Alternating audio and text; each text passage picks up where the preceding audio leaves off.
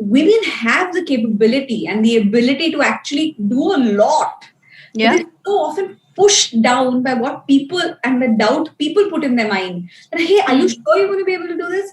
Are you sure you're going to be able to have a baby as well as have a great career and run a company and do all of this? Are you sure? And your answer needs to be that you're figuring it out and you will figure it out.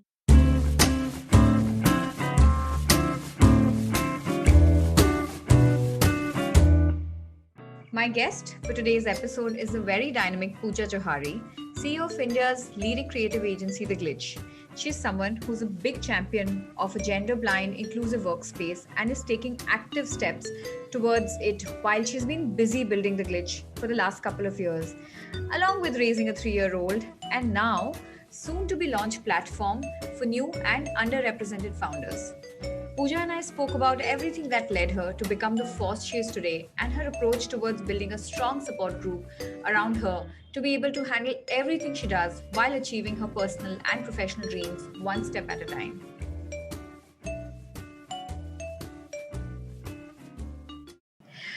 Hi Pooja, welcome to Questions I Wanted to Ask. It's such a pleasure to have you on board and chat about so many things I'm excited to, ask you and discuss with you about. Thank you so much for inviting me. I'm looking forward to this conversation. Yeah, I know. I mean, when we had that little pre-chat, I was like, oh my God, there are so many things that, I would love to speak to her about.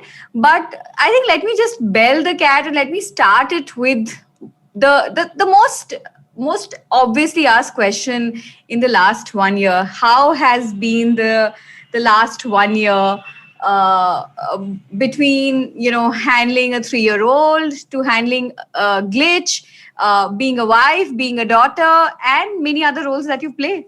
What has been the most difficult, I would say?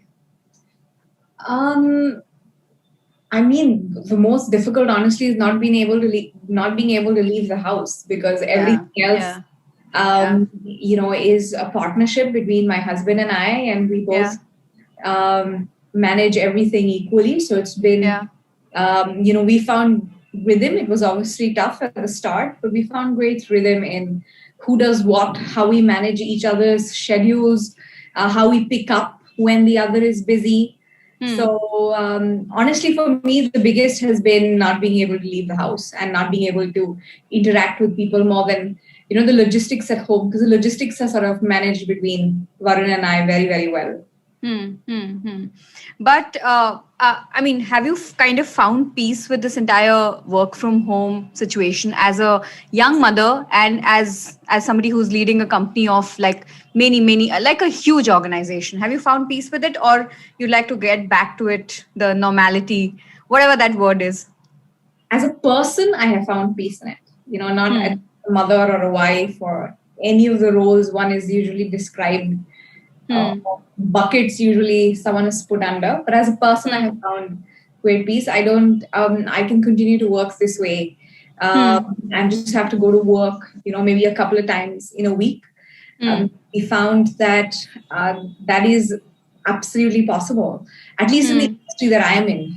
Not every other industry, but at least in the industry that I am in, that is very much possible, that people can continue to have a remote and in-office working schedule, and which is what we're working towards. I really don't think we're going to go back to work 100% the way we used to.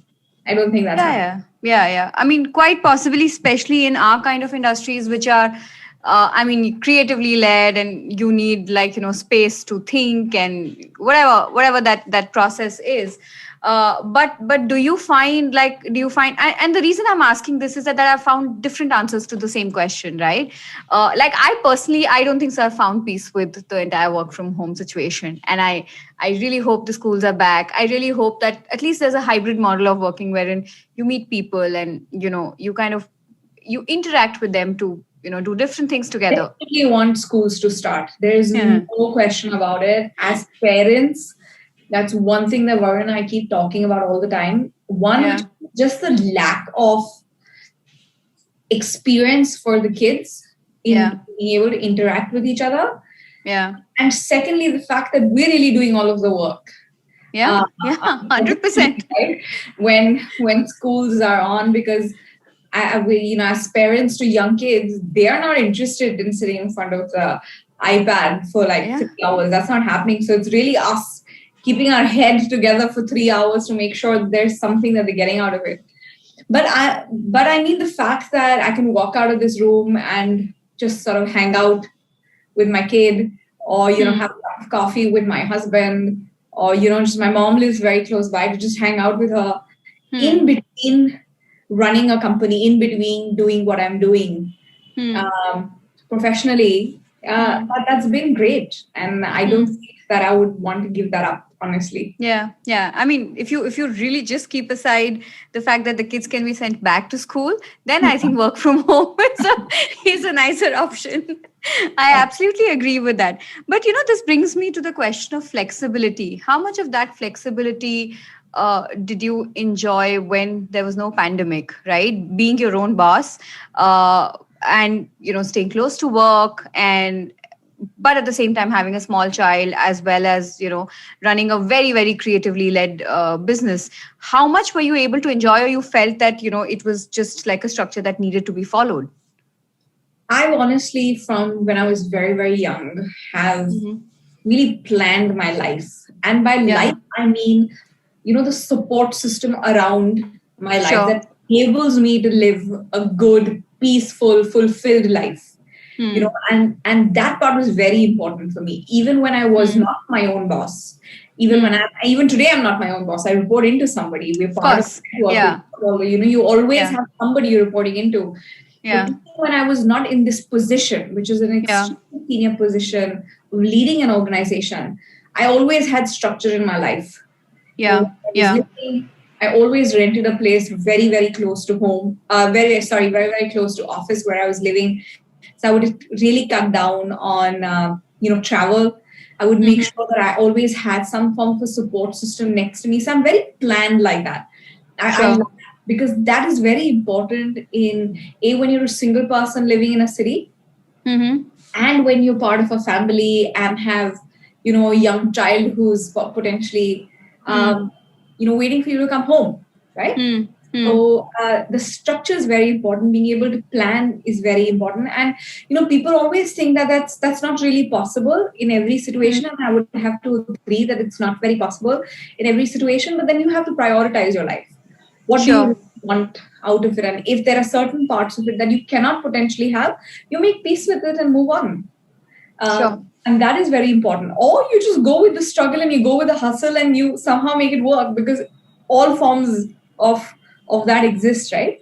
Not everyone has the ability to structure every part of their life. I have been lucky enough to be able to do that. And build a support system around me that allows me to do that. So, I mean, that's really what has worked for me. So, simple question, but probably a difficult answer. How do you structure? I mean, could you elaborate more just for people to know?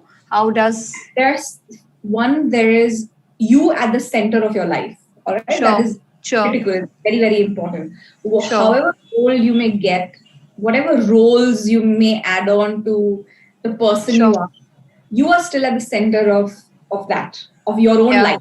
You are your hero, right? And then what all does Pooja want? Pooja wants a great career. She does definitely want to have a great partnership in life with somebody. She wants to have children. She wants to be able to have other personal and creative goals that enable her to do things beyond her professional life. She definitely wants to have an impact on society and do things around that. She wants to be very, very aware and play a role in being able to take our country forward, or use her position in life to be able to help other people. And those are things that exist in my structure right now. And when I look at all of that, I say, okay, if I want to be able to have this kind of a personal life, what all do I need to be able to manage? And at this point, it is really potentially a young child, my home, etc. I am married to somebody with whom it is an equal partnership. So it's just not on me. And this is not my task to get done. The task that happens between him and I. And he and I have managed, who takes care of our child when we are at home. How do we manage splitting parental tasks? Not not duties. I mean, parental tasks, right? Picking her up from someplace, dropping her someplace else. The logistics of what parenthood is, Actually, not the kind of role you play in her life and how involved you're in her life, because that needs to be very, very organic and beautiful. You can't structure that part. yeah, Right? yeah, Then it's about you being able to have some, so you manage that okay, who's going to support? If it's going to be a parent, if it's going to be your parent, is it going to be a friend, is it going to be some help that you potentially trust, and you invest in that. You invest in making sure that one of your parents is staying close by, or you have a friend that you completely trust and you create an arrangement with this person that your child is taken care of, or you hired fantastic help who you can trust with your life, who is going to take care. And then you invest in that person as well, making sure that that person is well looked after. Because if this person is looked after, then your child is looked after. It's things absolutely. like that. And then when it comes to your own personal goals and your own personal achievement, things that you want to go after, you make sure that you do that as well in your own personal time. And I'm a Yeah. great believer, and something that I've learned actually from a life coach who I worked with last year is that it's not really about time management, but it's about energy management, because you really Sure. can't control your time. But you can control the kind of energy you have to be able to do everything that you may want to do in your life. Mm-hmm. So Mm-hmm. everything Pooja wants to do, how Hmm. can she manage all of that? And it's not a factor of time, but how much energy I have. If my energy is is at an optimum, happy, positive level, I'm Mm-hmm. able to accomplish a lot more with my day rather than on days when I don't feel that great. Hmm. What I Hmm. mean, those are the aspects that I've really invested in and Hmm. been and sort of built out for myself. So I mean, going back to what you said, mentioned the last time when we were talking, that you're a sucker for Excel sheets, Yeah. and how do you Keep the shit out of how my life. yeah, so how do you schedule? Do you schedule on a daily basis? I mean, of course, by virtue of your work, I mean, you would have 1 month and 2 month and 3 month plans, etc., or longer, right? But on a time management perspective, how do you schedule between all the things that you're doing? Today at this very moment is very organic, because the scheduling happened before my daughter even arrived. It is at that time when I actually put the structure in place, that these are the hours that I'll be working. I need my mom from so much time to so much time. Those are the things that I did at that time. Today, it's very organic. I don't have to put anything down on paper, because everyone knows their roles that they need to play in the house that we live in the potential roles that we have in our company. So earlier, I used to actually put it down that from this hour to this hour, this is what I would be doing, or this is where my mom would come in and she needs to get picked up by, with the help of a driver. This is when my daughter needs to go to school. This is when Varun is busy, and Varun has a similar sheet as well. And we calendarize it. Even today, we block things on each other's work calendar.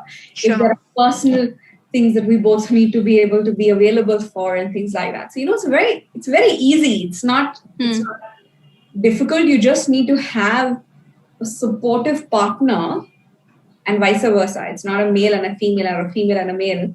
Absolutely. Both need Yeah. to be supportive of what the other wants to be able to achieve and do, and what they find fulfilling, and also find things that you want to do together.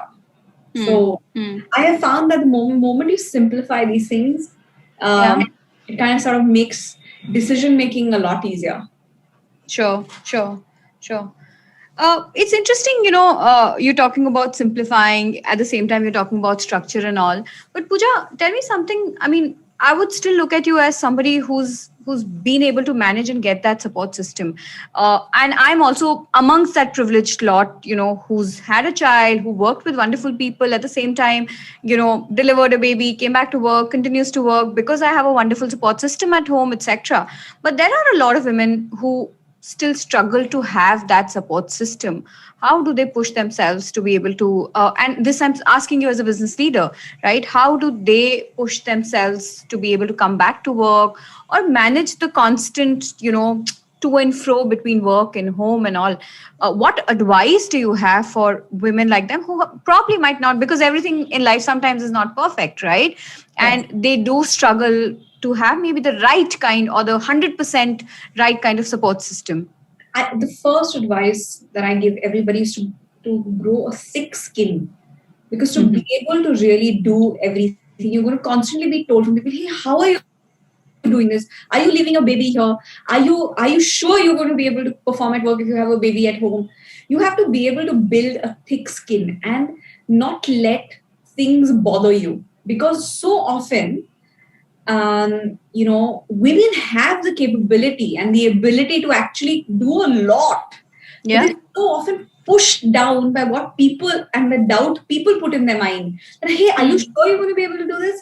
Are you sure you're going to be able to have a baby as well as have a great career and run a company and do all of things? Are you sure? And your answer needs to be that you're figuring it out, and you will figure it out, because millions and millions and millions of people have done it, my mother included. She was a single mother, had 2 jobs, sent me to school. I used to come back home all alone as a young child. In class 1, I used to open the door on my own. That's not what my daughter's life is going to be, but that's how I grew up. And millions of women are doing it. So it's not impossible to do it. Everyone doesn't have a perfect structure. And remember, I came from a place where I didn't have perfect structure, but I grew into a person that consciously built that structure for myself. Because That's when I amazing. was growing up, my mom, I lost my dad when I was very young, and my mom we were not very well to do. She was running 2 jobs to make sure that I went to a great school. She couldn't afford a nanny and have full-time help, nor did she have her parent that would potentially take care of me. But what she then did is sat me down when I was very, very young and said that, Pooja, we don't have these things in our life. I am doing, and I still remember that conversation. I was in class 1. How old are you in class 1? 5, 6, 7, around that age, right? Yeah, I think 7, 6, 7. Yeah. And I remember her having that conversation with me. She telling me how I need to be safe. Obviously times have changed from a safety standpoint as well. So, there are different you have with your kids today. Yeah. How to be safe, how do you open the key, how do you open the door to your house. She would keep my food ready. Sometimes I would come and also turn the gas on and make my own food. I remember making Maggie like 100 times in the evening. She had put structure on how I should come back and study. And I would come back from school at about 5 o'clock, and she would only be home at 8:39. So up until that time, I used to also be alone, study, go down and play, come back home. She also then, what you need to understand is that I built this structure today because of how I grew into that structure. I made sure that that's what I wanted in my life, right? Sure. And because I grew up in a time when I didn't have all of that. And that's I have great respect for people like my mom, who have really not just been brought up their children, but also had jobs. In my mom's case, she had to work because she didn't have a husband, she didn't have a supportive family, and she did that. But you had a very, very strong mom. I have a fantastic mother, and what you need to recognize is that strength and structure is basis your own individual situation. My situation today allows me to build this structure.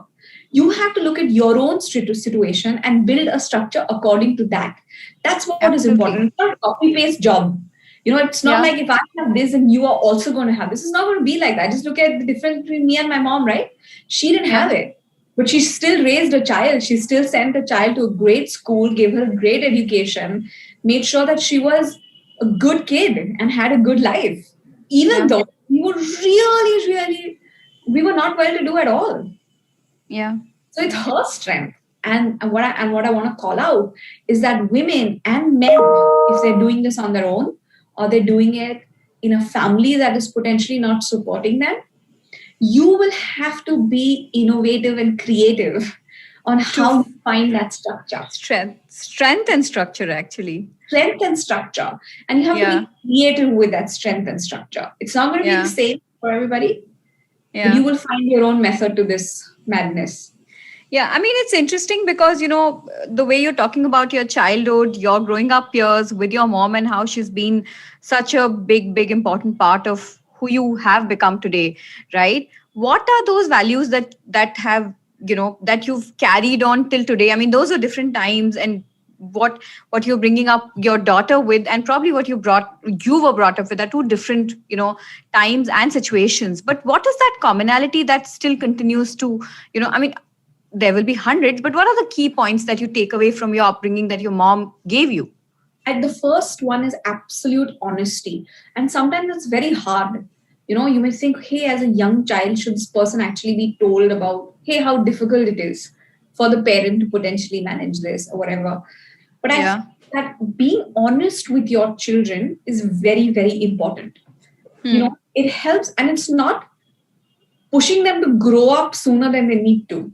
But from a young age, making them understand and be responsible to whatever extent that they can grasp that responsibility or grasp the situation, to know that, hey, I also have a role to play. So as a young child, when I knew that, hey, I don't have a nanny waiting for me at home and I need to do this on my own, I knew very early on that this is something that I need to figure out. Right? So even with my daughter, with Leia, if I'm having a tough day at work, or if I'm not going to be able to make it to something that she really wants me to be there at, I will be honest with her. I'm saying, Leia, I'm really sorry, but this is the reason I can't make it. And I would have otherwise done everything possible to be able to be there. But today, for this particular reason, I can't make it. And I have realized that still works in whichever situation you may be, because my daughter gets it. When I'm in a meeting, she will in the start, when I was at home, she would keep coming inside all the time. And then I eventually told her that, do you know that when you come in, I'm in the meeting and you're disrespecting someone else's time. She doesn't get what disrespecting someone else's time means. But when I did tell her that, imagine if you were watching a video or you were talking to your friend and I kept coming and telling you, hey, talk to me, when you are busy, would you like that? And she said, no, I wouldn't like that. I was like, so from this time to this time, when mama and papa in their respective rooms and they're doing this, don't come and disturb us. The moment we're done, we're coming running to you. And we built that structure. It took 5 days for us to be able to do that. But that happened when she's a young child. So honesty is number one. So honesty, that kind of links into transparency. How are you feeling? My mom always told me, hey, I don't feel good today. I had a really rough day. I had a conversation with your daddy, or, I had something didn't go well at work, or, I'm anything emotional that she was potentially going through. She told me. And I do the same with, Varun and I do the same with Leia. Hey, we don't feel that great today. So, and Leia now says that, and she's so emotive. She says, Mama, I don't feel great today. And I was like, how can I help you feel great today? So then you find a support system in each other. Yeah. So honesty, transparency, very, very important. And third, you need to give them the benefit of doubt that, while they are kids, as they grow up, there's certain kind of innate sensibility that sort of comes in. And you need to, because I know that some of the factors of my life, which at that point in time, I really did not look at my life and say, oh, I don't have this. Because I didn't know any better, right? We weren't that exposed. I mean, yeah. Today, when I look back and I say, oh, I didn't have that, I didn't have that support. I didn't have that. But I look back and say, look what that did to me, right? Yeah. It gave me such drive in my life that my childhood honestly made me the person I am today. That made me the confident, driven, ambitious, balanced person that I am today. And I greatly value life's experiences, because that is so important. And that's what my daughter's going to have. She's going to have completely different experiences in her childhood than I had, but all shaping her to be, the adult that she's potentially going to be in the future. And all I can hope for is that I play a role in making sure that she grows up to be a happy, driven, satisfied, fulfilled person. Yeah. That's interesting, Pooja. In all of this, I also want to understand that, you've had that really long journey from, and I'm going to skip a little faster because while everybody knows of your role in building Glitch, very early, when it was founded, and then where it has been. But I also want to talk about, and I'm dealing more from a personal perspective because I want to know your journey. I was reading somewhere. I think when Glitch got acquired by Group M, this is probably the same time that you had Leah, or like just very, very, and when, I mean, it is like a dream for a lot of advertising Indian founded companies when they kind of launch, and then to be able to be taken over by a company like Group M, right? This is like a dream thing. And I remember, hearing about it, as I remember talking to Varun about it and saying, "Oh my God, this is so amazing," etc. But it was also the probably the most important professional milestone at that time, of your career, and at the same time having Leah. What went through? How did you manage? What were the? I mean, and I don't want you to just talk about the highs, but I also want you to talk about the lows, because it's definitely not just the highs. Because you had a very, very young child. How old was she? Like, I mean, I'm sure it was a long process, but I was pregnant all through the time we were in the last stages of the acquisition process. sure. And I was very, very, very heavily pregnant when we were signing the final, terms. The term sheet. Yeah. Yeah. And then I had Leah, and I think within about 5 to 6 months, I remember I had Leah, and 20 days later, I was in a meeting. Sure. Do with the acquisition, right? Because I was CEO of the company, and it was important for me to be there. And what were my lows through this whole process?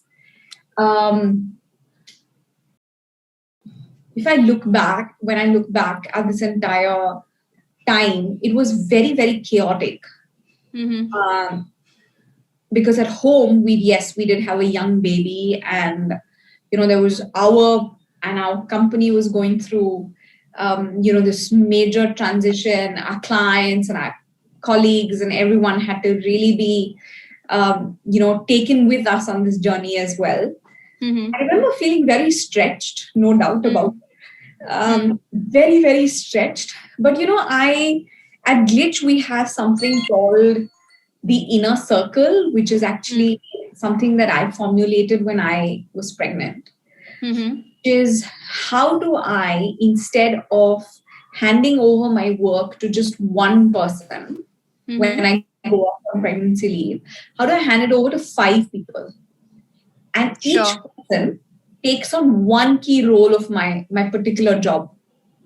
Sure. So I honestly had a I built a support system for myself at work.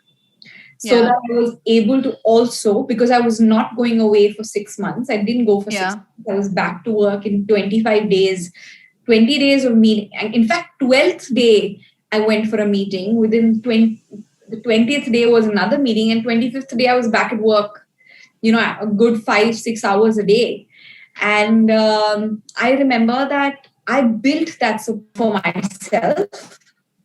I do remember feeling I cried for 6 months continuously, more so to do with just having a young baby, because no one prepares you for the lack of sleep and, oh my God, breastfeeding, and just a complete turn. Your life changes.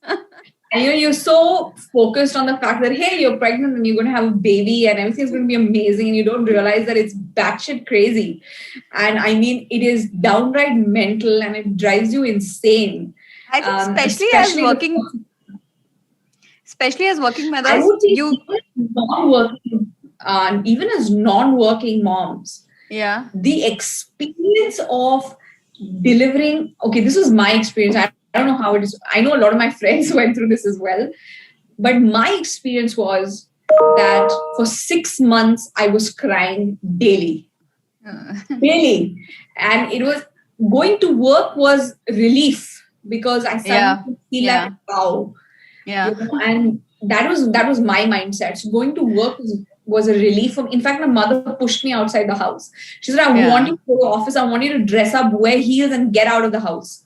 Yeah. It's driving you. And it's not, I love my daughter. But the fact is that it was driving me crazy. Yeah. No, I think it's pretty much same for me. Yeah. Oh my goodness. It was a science experiment. I remember Varun and I looking at each other and saying, what have we done? It's like that. And having Leia was really, really hard because I had so many miscarriages, and it was very, very hard to have Leia. And my goodness. I look back at it and laugh right now, but those 6 months were absolute hell. Yeah. I think it pretty much similar. I had a similar experience wherein I think as women who have a certain control of your time before you deliver the child, and suddenly that time control is taken away, and that time is controlled by that little tiny human, it's a big change. And so I mean that kind of, and of course other things like breastfeeding. And then, but did you ever deal with the worry that will I be able to come back and be as good as what I'm doing right now? Will I be able to manage? Did you have those thoughts, and did you have those things coming in? Of course, absolutely. And let me just put this in context. I was in a great situation. I work with Varun, who is my husband, and with Rohit, who's my brother. So I mean, I was essentially working with my family. Yeah. And even then, I had the feeling of, hey, if I go off on maternity leave, will I actually come back to the position that I left behind? Will I still be as valued? Even then, I was in that situation. So honestly, I took control of that, and I built so many policies at that time. One was the inner circle piece. Splitting it between 5 people was very strategic. So I knew when I came back, there's 5 people handing over to me rather than one person. Number one. Number two, in my company, I have very, very young people. Very few of them have actually had babies. But we're very prepared that should that happen, how do people come back to the same position, enjoy promotions, how can the organization support them in this time of life transitioning around them? Of course I had that feeling, and it's very, very natural because you're anyway so hyper emotional at that time. Anything can trigger you. These are very, very natural feelings, and I'm very vocal about it. In fact, I talk about it all the time, that I was in such a great position. Even then I felt it. Imagine what women go through when they actually work for somebody else. So it's very important that organizations and other women in the company, other men in the company support parents, man and woman, who are going through this life transition. Because they really need it. That transitional phase doesn't last forever. It lasts for a certain period of time. But when they're supported during that period of time, you will have a set of people who truly feel valued, and that is very important. I'm saying that this period after you give birth is such an important juncture of a woman's life, a female professional's life, because normally that's the time either they duck out of the work life or they continue and they say, I mean, a year and a half after that. What is it that you have specifically taken steps for to be able to, I mean, not just within Glitch, because you are of course a very important part of the advertising digital ecosystem right now in the country. What is it that you think you'd want to do and you'd been doing around this space? So this is a very important part for me, and once I experienced it, not only have I spoken about it very, very openly, but I've conducted multiple workshops, and I've done it for a few of our clients. I'm also putting together, I do believe, so often I've spoken about the privileged position I'm in, and I also hold an important seat, like you rightly pointed out, an important seat at the table in our industry. And for me, it's important that I'm able to invite more and more to have a seat at the table. That is what I'm doing. In fact, next month, I'm launching a company called Seat at the Table. which is to work with underrepresented and underestimated founders and professionals, and Lovely. the underestimated part and underrepresented part is really, not just moms or people who go off on a break, but also people from various communities that potentially don't get funded, or the LGBTQI community or some religious communities that find it difficult to raise seed and being able to even raise capital as they move forward. And of course for women. So as part of this company, there's going to be I'm really creating it, to put structure to how I spend my personal money and time. So how I invest, who I invest with, who I'm able to spend time with in the form of advisory capital, along with run a lot of workshops.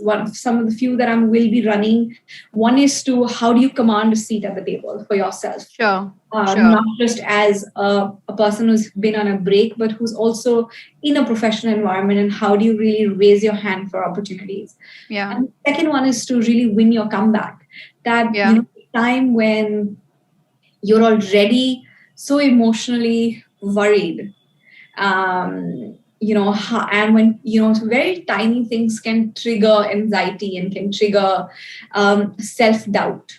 How do you really win your comeback? Because me being able to go on that tiny break and come back, and so many of my other friends and colleagues and peers who I've spoken with on the things that they did to be able to come back to work. Yeah. This is either after maternity or actually a career break that they may have potentially taken. So these are the kind of things that I want to do, and hopefully this becomes something through which I can involve a lot of my friends and my colleagues as well, and grow this into a community of people in the industry who hold important seats at the table. How can they help others be invited to the seat? That's very interesting, Pooja. I mean, so potentially it's a fund that you are setting up, right? It's not necessarily a fund. It's a personal initiative. Okay. It's really how I spend my own personal money and time. Sure. And over time, I do want to involve whoever reach out. The people that reach out to me, I want to give them access to the other, HNIs within my network, and be able to. So I don't want to. It's not a fund, and that's not really the direction that I want to take it in, but more of a platform. Yeah, a platform, an initiative to really help underrepresented and underestimated founders. That's interesting. But Pooja, I'm going to pick a word that you chose, which is money and finances, right? Very, very, very underutilized, less understood, underestimated word, especially as women. We don't understand the relationship we've had while we've grown up understanding, money is a big thing in life, but we're not really taught to deal with it, right? Taught to not just deal with it, but also manage it, and then claim it as your own, even while you're working, right? What are your thoughts there? Like what do you see things around you, and what have been your personal experiences? My personal experience is very simply, as I, from a very young age, my mother told me always where her money was. If something were to happen to her, because I lost my father when I was so young, if something were to happen to her, who I need to call, I had that whole thing, sort of written down somewhere. And which is why for me, being financially independent is so important. In fact, the lack of dependence on someone is so important, because it gives you certain freedom, right? There is no, a lot has been said and written about it, and movies have been made, so I don't need to get into that. So if you are not in a position that you have financial independence, because when you have financial independence, the money is yours, right? It goes into your account, you got it, you manage it. Hopefully you manage it, and you're smart enough. Hopefully. You're smart enough that you're not necessarily sending it out to somebody else to manage it, but you are managing it. So you need that's on you. All right. It's on you to say that, okay, this is my money and I need to learn how to manage it. Finance always seems very, very complicated, but today it is not, because information is so easily available on the internet on how you can invest, how you can manage your money. All of that information is available. So women need to take action and make sure that they keep themselves secure. The second part of it, and the more important aspect, and especially a country like ours, is when you are not financially independent, when you have chosen or have been forced to choose a position where you're not necessarily making the money, but are actually doing other things. For example, taking care of the children. That needs to be remunerated because it is not, you cannot, and no longer can we actually look at being a housewife, a homemaker, a mom as a thankless, salary-less job. It cannot be looked like that at all. Because we all know this year, when we didn't have help and everyone was picking up the jhadu and doing work and managing the house and doing the dishes and staying with their kids 24/7, we know how difficult it is. And it is a full-time job, where you honestly sacrifice a lot about yourself, your own, either sacrifice or choose to do it or feel fulfilled doing that, wherever you may fall. It cannot be a thankless, it's a full-time job. It's a full-time job. Full-time jobs. That's very important to set that in perspective. Now, when you set that in perspective and women recognize that, women don't say it, right? They're so often said, hey, मैं जाके पैसे बना रहा हूँ, घर मैं चला रहा हूँ, is what the husband will say, right? Or, in so many households, and I'm running, you're staying at home and taking care of the kids. And try reversing that. It'll drive the guy crazy, right? So, women have to be taught on how they should have these conversations with their husband, with their in-laws, that how do they say that if he is going out to work and I'm choosing to say, take care of an ailing in-law, or for example, my own children, that part, I own an equal share into what my husband is bringing home, because he's being able to go and have a job and make a salary, because I am taking the responsibility to take care of the kids, the home, and the in-laws. Right? Absolutely. Which means that needs to be split 50-50. No other equation. 50-50.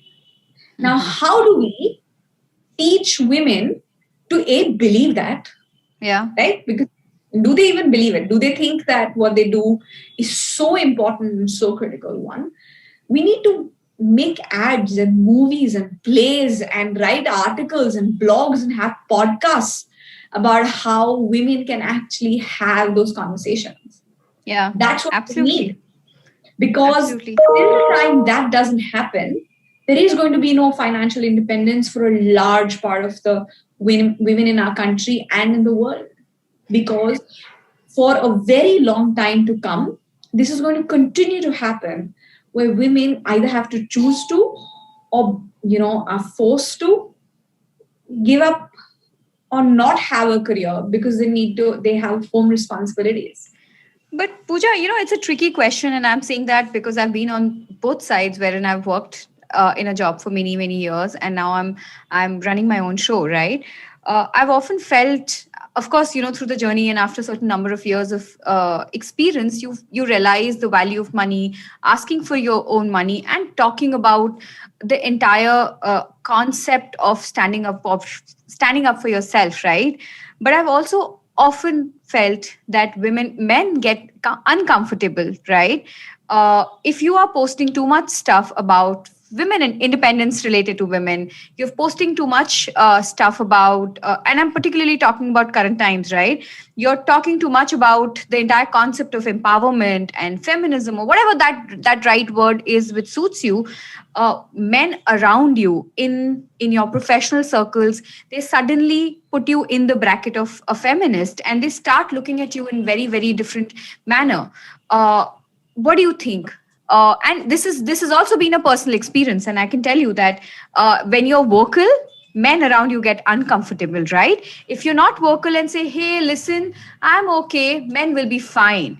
How do you deal with a situation like this? Because you also deal with a lot of young creative people. Some of them are, very very active on, their social medias, etc., and do take up stand and say, "Okay, I am going to speak about empowerment." I think there are different styles in, much like there are personality styles, there are different styles in which you convey a point that you really believe in. And I truly believe that everyone should be allowed to express in their own style. Yeah. That said, I completely understand what you're saying, that if women are far more vocal about empowerment, or just their own values, or what they would want from their lives, yes, everyone's like, "Arey, ye to feminist ho gayi hai, bahut danger hai." I've heard all More of these dangerous. things. Yeah. बहुत Yeah. dangerous है, इसके सामने कुछ मत बोलना, नहीं तो internet पे चला जाएगा. Yeah. I've heard all of these things very very often, either to myself, or to my friends, or People around you. Yeah. comments on your posts or whatever, right? Yeah.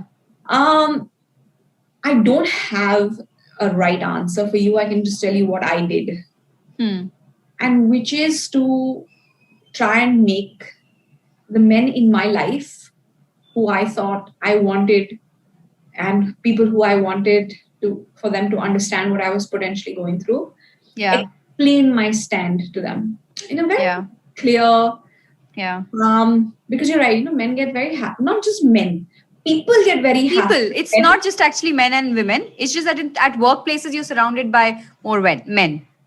Yeah, so people get very hassled when someone on the other side is agitated, or rightly so, for whatever reason that person may be. I have found that when you speak to someone, especially because you have to start there, right? Start your environment first. Your immediate environment, who really matter to you. Those are the most important people for you. Yeah. Make them understand what you're feeling. Yeah. Most often, right? Men will actually understand. Yeah. If not, men, women, people, whoever you want, for them to see your point of view or see your side, most often they understand. Yeah. But those that don't, you have to tell yourself, I did what I could. At the end of the day, I only control myself and nobody else. Right? Yeah. And that realization is very important, that you can truly only and only control yourself and no one else. Yeah. And if you can only control yourself, then it is really on you, on how you behave to get the right kind of outcome. So I found that when I do that with my immediate environment, I have found changes because I create allies. When someone does that to me on the internet, I've had people who actually come up and, sort of say, fought for me, or had my back, or, have said something to support what I was trying to say. And I think the more and more that happens, it's almost like this ripple effect that you sort of create around you. And that's what's good for me. So, this is such an important discussion to be had, and requires so much more depth. This is what is good for me. Yeah. Yeah, I mean, I agree. You start with your own circle and then slowly this thing. Unfortunately, you also live in a world where social media is so instant that people will tag you. And I've seen this with, friends who are doing well. They're always afraid to put up, while they believe in the entire concept of making women more independent in all in all senses, but the moment they put it up on social media, which is basically just a platform to reach as many people, they get backlash. I mean, they kind of hear things which they shouldn't hear. But that's very true, and that's also a reality. You can't. Or at least I haven't found any answer to it. There are so many times when I'm worried to put something up because I'm like, this is just going to unnecessarily create. I'm responsible for so many people. I'm responsible for so much. Do I really want to have that discussion? So I honestly pick my battles. and and sort of do what I can in my own individual capacity. Yeah. Yeah. And you go on and create a platform to help others. I mean, that's your battle that you've chosen. You work with a lot of, young women, especially because, advertising and digital and all of that. Do you find that you're constantly, women constantly need more validation at workplaces? And do you think it's a pattern, or do you think it's something that, that can be worked on? Not just about young women, but young people today need to be felt like, they're heard. And very often, um, you may not be especially when you're running an organization, you may not be able to make every single person understand or recognize that you are heard in this organization. Sometimes that happens, um, and that's when it's those parts that really bother me, when I've lost great talent because we haven't been able to get through in the right manner. And that happens, and you make mistakes and you learn from them and you move on. And but there's also, you also have to accept the fact that sometimes you're not going to be able to do everything that makes everyone Happy, especially when you're running a business. Yeah. Yeah. Even if you really want to. When you're running an organization which is, where they're really young people, because that's what the structure is built on, right? But tell me, Pooja, I've spoken enough about the company that you've built, but I want to know what you are doing to keep yourself sane. I do a lot. Mental fitness and mental strength is as important as physical strength and fitness for me. And it's critical for me. And especially in the pandemic, I've spent so much time in really keeping myself in learning and helping myself honestly stay sane. So, I mentioned earlier that I started working with a life coach. Sure. Last year. And that really helped me because, sometimes you just need someone to tell you and put things in perspective for you. Sure. And, she actually taught me so many mental hacks that keep me grounded and together. Very simple ones being the things I can control and I can't control, because so often you are so overwhelmed with things you cannot control. But you've got to train your mind to say, hey, I can't control that. I've got to move on from there.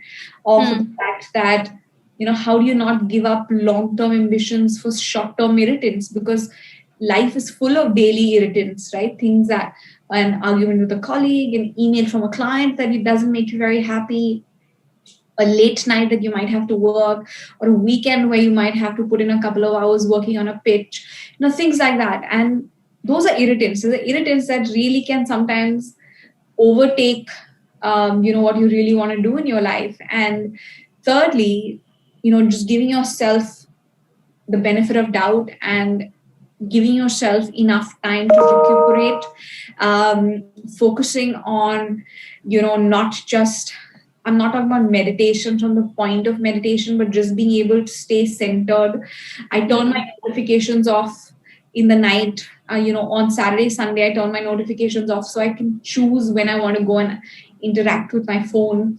Just things like that. That I have changed to be able to live a more, I would say, sane life. That's great. Pooja, this has been a great conversation, minus the internet issue, but there's nothing, I guess, either of us could have done about it. But listen, thank you so much for this conversation, for taking time out on a Monday. I'm sure a lot of women are going to benefit out of this, and also men, hopefully. And all the best for the new platform that you're launching. I'm really looking forward to it. Thank you so much for inviting me. It was a great conversation. All the very best with your podcast. Thank you so much, Pooja. Thank you for watching this. If you've enjoyed this conversation, make sure you hit the like button, comment what was your favorite part, and also subscribe to the channel. Don't forget to press the bell notification to never miss a new episode, because we have a lot more coming. This podcast is available on Spotify, Apple, Google, Geo Savan by the name Questions I Wanted to Ask. You can listen to it wherever you like. Link will be in the description. You can follow me on social media, Instagram, Twitter, etc. And all the links are in the description. Thank you for watching. I'll see you in the next one.